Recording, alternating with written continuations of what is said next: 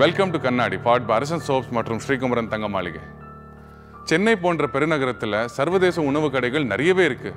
ஆனாலும் கிராமத்து உணவு கடைகளுக்கு என்னைக்கும் மவுசு குறைஞ்சதே இல்லை. நம்ம எங்கே போனாலும் நம்ம கண்ணுக்கு தெரிகிற முனியாண்டி விலாஸும் அப்படிதான். இந்த முனியாண்டி விலாஸ் பின்னாடி இருக்கிற கதை உங்களுக்கு தெரியுமா? வாங்க இன்னைக்கு கண்ணாடி நிகழ்ச்சியில் பார்க்கலாம். ஊர் திருவிழாவிற்கான அழகான கோலத்தில் இருந்தது அந்த சிறிய ஊர்.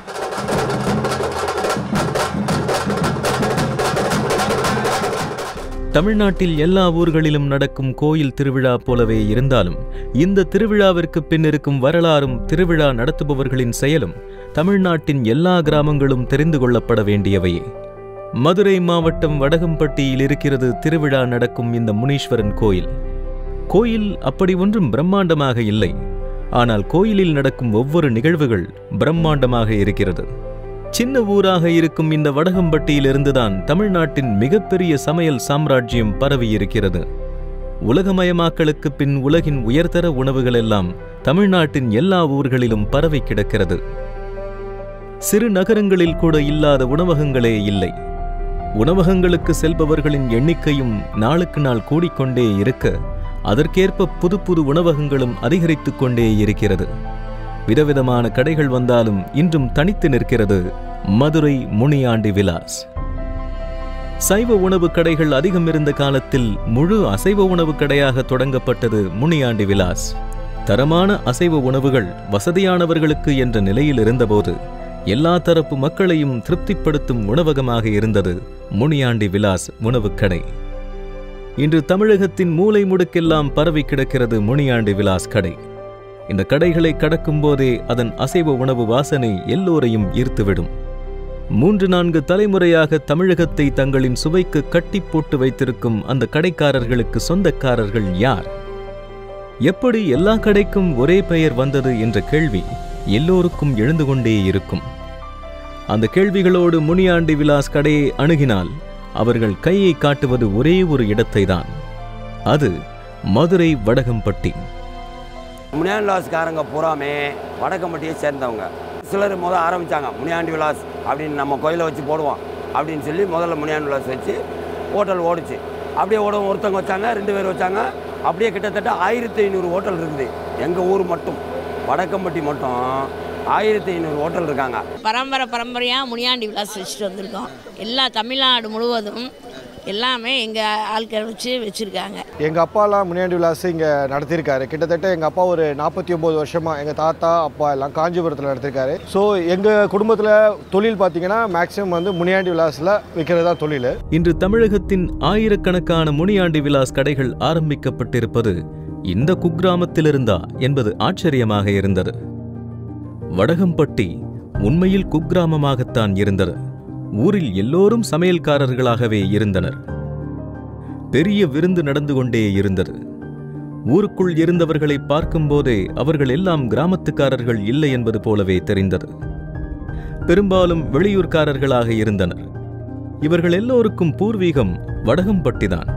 ஆனால் கிராமத்தில் யாரும் வசிக்கவில்லை. வயதானவர்கள் மட்டுமே கிராமத்தில் வாழ்கின்றனர். நீண்ட பாரம்பரியம் கொண்ட வடகம்பட்டியில் பெரிய பெரிய வீடுகள் ஆட்களற்று காணப்பட்டன. 100 வருடம் கடந்த அந்த வீடுகளை பார்க்கும்போது இன்னும் அந்த பிரம்மாண்டம் குறையாமல் இருந்தது.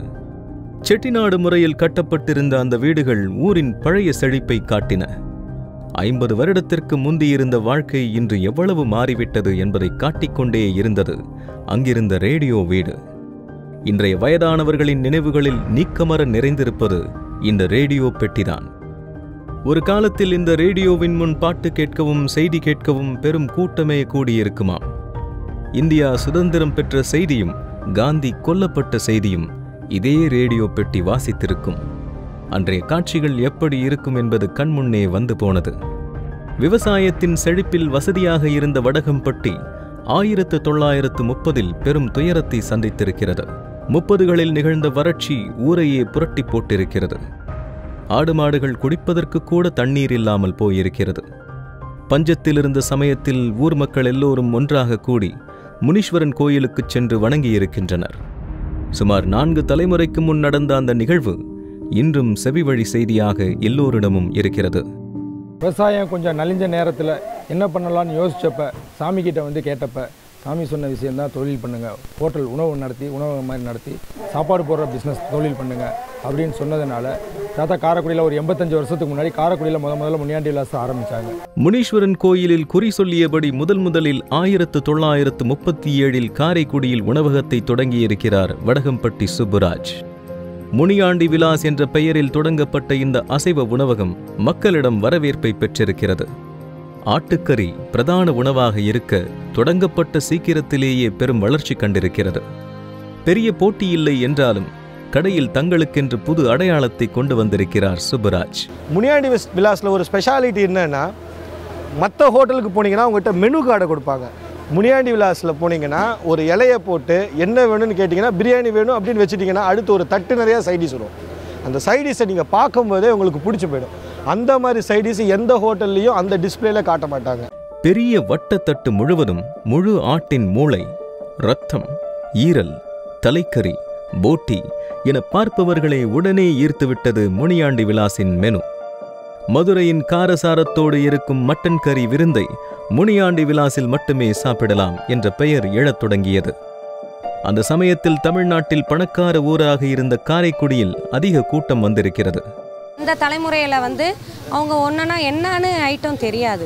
அதனால் பிளேட்டில் வச்சு மட்டன் சுக்கா, ரத்த பொரியல், குடல், மட்டன் தான் ஐட்டம். முனியாண்டி விலாஸ்னால் என்ன நம்பிக்கைனா வேறு எந்த கறியும் ஜாயிண்ட் ஆகாது. ஒன்லி முனியாண்டிக்கு பயந்து ஆடு தான். இல்லாட்டி இத்தனை வருஷமாக நம்ம இந்த தொழில் ஃபீல் பண்ண முடியாதுல்ல. யாரோ ஒருத்தவங்க 2 பேர் ஒரு செய்வாங்க, ஒரு ஊரே செய்யுதுன்னா அப்போ எங்கள் மேலே வச்ச நம்பிக்கை தானே.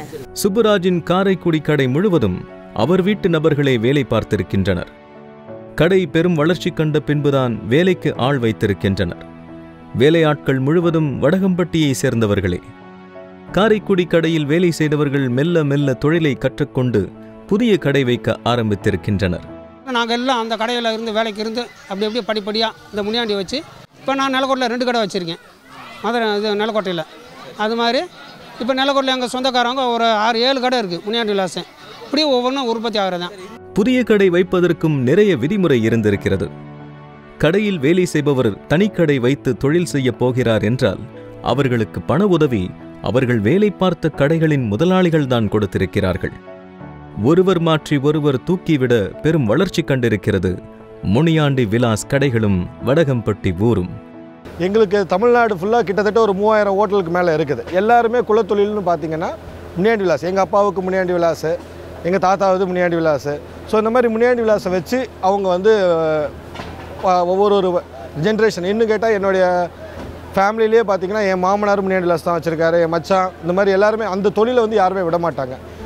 சமையலுக்கு ஆட்டுக்கறி, வேலைக்கு ஊர்க்காரர்கள் என்று நிறைய கட்டுப்பாடுகள் வைத்திருக்கின்றனர். எவ்வளவு வேலையாட்கள் இருந்தாலும் சமையல் வேலையை கடை வைத்திருந்தவர் மட்டுமே கவனிப்பார்களாம். அதற்கு மட்டும் வெளியாட்களை அனுமதிக்கவே மாட்டார்களாம். எங்கள் ஹோட்டலில் நாங்கள் தான் குக் பண்ணுவோம். இப்போ எங்கள் ஊர் சைடு எல்லாருமே பார்த்தீங்கன்னா ஜென்ட்ஸ் மட்டும் அந்த ஹோட்டலில் இருக்க மாட்டாங்க. அவங்க குடும்பத்தோடு தான் எல்லோரும் உழைப்பாங்க.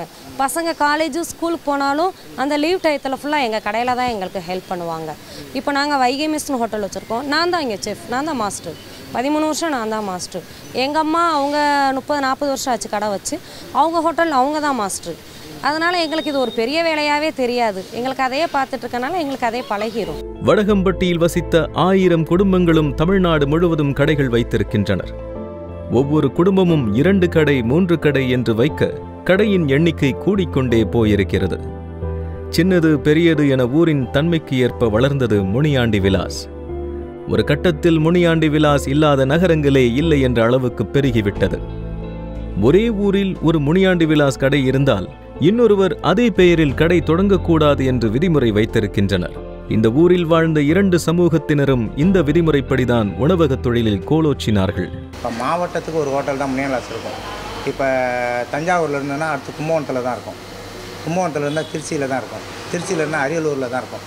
சென்னையில் ஒரு ஏரியாவில் இருந்ததுன்னா கிட்டத்தட்ட ஒரு 10-25 கிலோமீட்டர் தள்ளி தான் இருக்கும். இல்லையே பெருசாலாம் இருக்காது, எங்கேயும் வைக்க மாட்டாங்க. இன்றைக்கி இப்போ நானே ஒரு ஹோட்டலில் வேலை பார்த்துட்டு தான் வந்தேன். அதனால் நான் சென்னையில் வேலை பார்த்தேன். இந்த ஒரு 15-25-45 கிலோமீட்டரில் வச்சுருக்கேன். விருகாம் பக்கத்துக்கு இருக்கும், ஒரு 40 கிலோமீட்டர் இருக்கும். 40 கிலோமீட்டரில் நான் வந்து வச்சுருக்கேன். அதே மாதிரி ரொம்ப கொஞ்சம் லாங்காக பார்த்து தான் பண்ணுவாங்க. தமிழ்நாடு மட்டுமின்றி பல வெளிநாடுகளிலும் இந்த கடைகள் பெருகின. முனியாண்டி விலாஸ் என்ற பெயர் பிரபலமாகிவிட நிறைய பேர் இதே பெயரில் கடைகள் தொடங்கினார்கள். ஆனாலும் இன்றும் கணிசமாக இருக்கும் முனியாண்டி விலாஸ் கடைகளை வடகம்பட்டியை சேர்ந்தவர்கள் தான் வைத்திருக்கின்றனர். முன்னோர்கள் ஹோட்டல்லேருந்து தான் வந்தாங்க. இப்போவும் ஹோட்டல்காரங்க தான் நடத்துகிறோம். தலைமுறையாக நீங்கள் வந்து இப்போ ஹோட்டல் தொழில் பண்ணிக்கிறீங்க? நாங்கள் வந்து 5வது வருஷம், 5வது தலைமுறை. ஆமாம், 5வது தலைமுறை. வடக்கம்பட்டி முனியாண்டி கோயில் தான் இவங்க எல்லாரும் கூடுற இடமா இருக்கு. உலகத்தில் எங்கே கடை வச்சிருந்தாலும் வருஷத்துக்கு ஒரு தடவை இந்த கோயிலில் கூடி கடவுளுக்கு விருந்து படைக்கிறத வழக்கமாக வச்சிருக்காங்க. முனியாண்டி விலாசுடைய சிறப்பம்சம் என்னன்னா, அங்கே மெனு கார்டு கொடுக்க மாட்டாங்க. ஒரு பெரிய தட்டு கொண்டு வந்து வைப்பாங்க. அந்த தட்டில் விதவிதமான அசைவ உணவு வகைகளை வச்சிருப்பாங்க. அதில் என்ன வேணுமோ நம்ம தேர்ந்தெடுத்து சாப்பிடலாம். ஒரு கடையிலே இவ்வளோ உணவு வகைகள் இருக்கும்போது இந்த கடைகள் வச்சிருக்கிற எல்லாரும் ஒரு பெரிய விருந்து வச்சாங்கன்னா எவ்வளோ பிரம்மாண்டமாக இருக்கும். கொஞ்சம் யோசிச்சு பாருங்க. வறுமையில் இருந்த ஊர் சீக்கிரமே செல்வச் செழிப்பில் மாறியிருக்கிறது. இந்த வளர்ச்சிக்கெல்லாம் முனீஸ்வரன் தான் காரணம் என திருவிழா கொண்டாட ஆரம்பித்திருக்கின்றனர். எல்லாரும் நல்லா இருக்கணும், சாமியை நல்லா மேலும் நல்லா குளிர வைக்கணும், எல்லாம் மேலும் இன்னும் ஹோட்டல் வளர்த்தி வரணும். அதுக்காக சாமி கும்பிட தட்டு தாம்பலம் பால் குடம் எல்லாத்தையும் எடுத்து சாமியை வேண்டிக் கொள்கிறோம். கடவுளுக்கு நன்றி தெரிவிப்பதற்காக கொண்டாடப்பட்ட திருவிழா ஊர்க்காரர்கள் ஒன்று கூடும் நிகழ்வாக மாறத் தொடங்கியது. தொழிலுக்காக பல ஊர்களுக்கு பிரிந்து போனவர்கள் உலகின் எந்த மூலையில் இருந்தாலும் இந்த திருவிழா சமயத்தில் கடைகளை அடைத்து ஊருக்கு வரத் தொடங்கினர். இப்போ வந்து நான் 4வது தலைமுறையாக இப்போ திரும்பவும் ஹோட்டல் பிஸ்னஸ்க்கே வந்திருக்கோம். இது வந்து 85வது வருஷம் ஆண்டு விழா எங்கள் முனியாண்டி திருவிழா. நாங்கள் வருஷம் பூரா உழைப்போம். ஆனால் அந்த 2 நாள் மட்டும் இங்கே தான் இருப்போம். இந்த தொழில் கொடுத்தது முனியாண்டி. அதனால் முனியாண்டிக்காக 2 நாள் இங்கே வந்து சேவை செஞ்சுட்டு ஊரில் எல்லாருக்கும் சாப்பாடு, எல்லோரும் ஃபேமிலியாக இங்கே தான் இருக்க முடியும். மற்றபடி திருமண விசேஷங்களுக்கெல்லாம் யாராவது ஒரு ஆள் தான் வருவோம். ஆனால் இந்த திருவிழாவுக்கு மட்டும்தான் எல்லாருமே சேர்ந்து வருவோம். எல்லாரையும் சேர்ந்து பார்க்கக்கூடிய இடம் இது ஒன்று தான். தமிழ்நாட்டின் மரபுப்படி உணவை விற்பதை பாவமாகத்தான் நீண்ட காலம் பார்க்கப்பட்டு வந்திருக்கிறது. வறுமைக்காக உணவு தொழில் நடத்தினாலும் இந்த ஊர்க்காரர்களுக்கும் இந்த தொழில் உறுத்தவே செய்திருக்கிறது. இதனாலோ என்னவோ மன நிம்மதிக்காக திருவிழாவில் அன்னதானம் தொடங்கியிருக்கின்றனர். முனியாண்டி சாமி சைவமாக இருந்தாலும் பிரசாதம் சைவத்தில் கொடுக்க விரும்பவில்லை.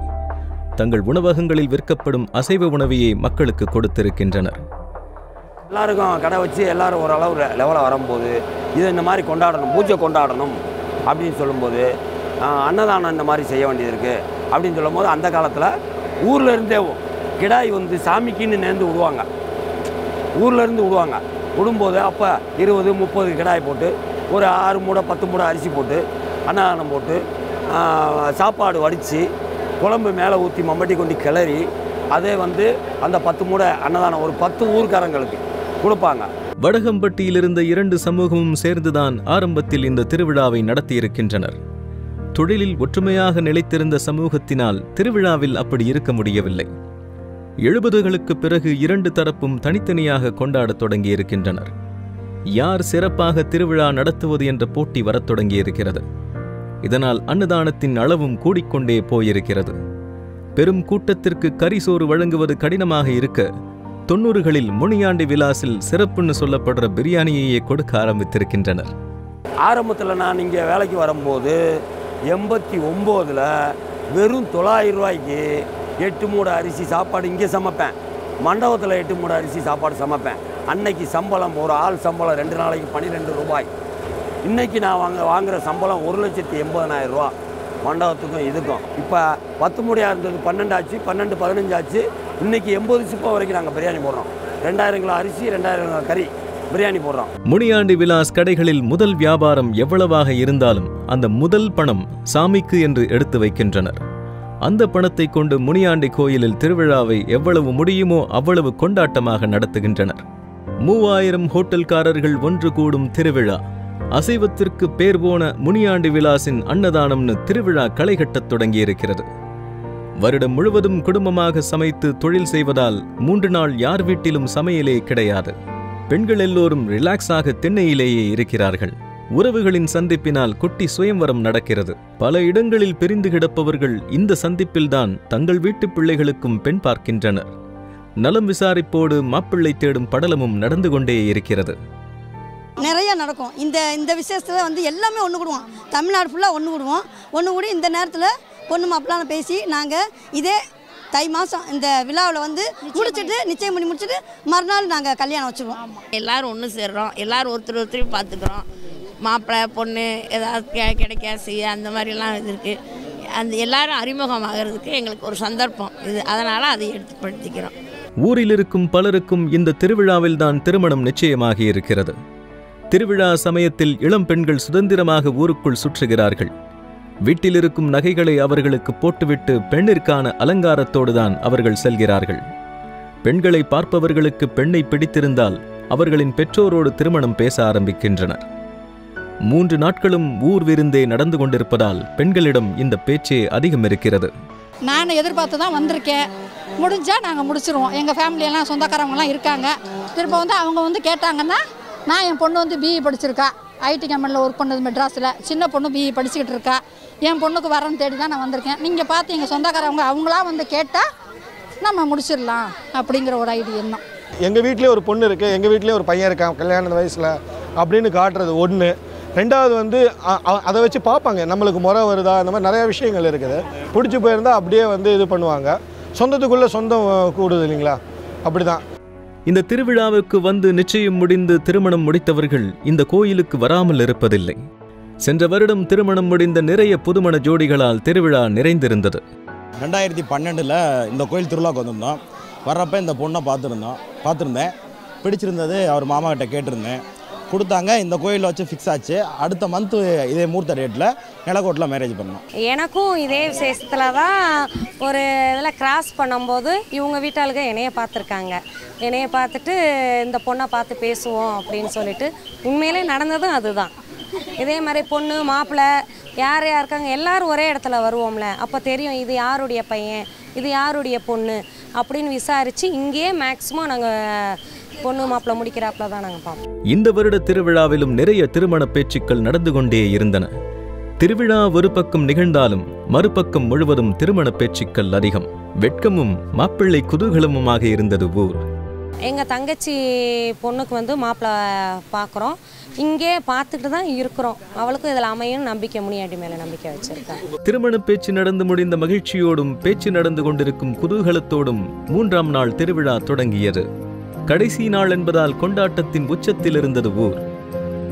ஆடு கோழி என அநேகர் கொண்டு வந்து கட்டினார்கள். இது பொது அன்னதானத்திற்கான காணிக்கை. இந்த வருஷம் ஒரு 50 லட்சம் சம்பாதிச்சிருக்கோம். சாமி அடுத்த வருஷம் 1 லட்சம் ஆகுது. இந்த வருஷம் 5000 ரூபா கொடுக்குறேன். அடுத்த வருஷம் ஐயா முனியாண்டி புண்ணியத்தில் கொஞ்சம் வருமானம் கூட வருதுன்னா ஒரு 15000 கொடுப்போம். அப்போ 10 மூணுலேருந்து அப்படியே வந்து 20 மூட வரைக்கும் வந்தோம். ஒரு கொஞ்சம் காசு அதிகமாக வசூலாகிடுச்சு, இன்னும் ஒரு 10 கடாயை சேர்த்து போடுவோம். போட்டு மக்களுக்கு கறி அதிகமாக இருக்கட்டும் அப்படின்னு சொல்லி கொடுப்போம் சார். கொண்டாட்டம் நடந்து கொண்டிருந்த போது நள்ளிரவு கிடா பலியிட்டு விருந்து தயாராக தொடங்கியது.